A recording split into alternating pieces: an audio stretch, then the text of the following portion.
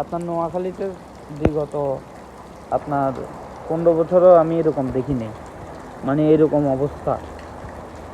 এরকম আমাদের বাড়ির নদীর পাশে বিদেও কিন্তু আপনার পানি উঠতো না এতটা, কিন্তু সকালে উঠে দেখি সব কিছু একদম হঠাৎ করে এত পানি এলো থেকে, মানে এটাই মাথায় কাজ করে না।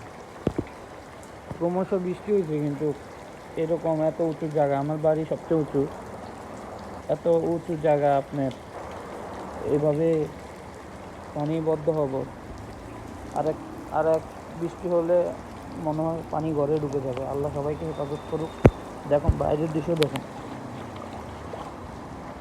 এটা আমাদের রাস্তা, ওইটা মেন রাস্তা, এটা মেন রাস্তা। এখানে পুরো পানি উঠে, এদিকে 1 হাঁটু সমান পানি।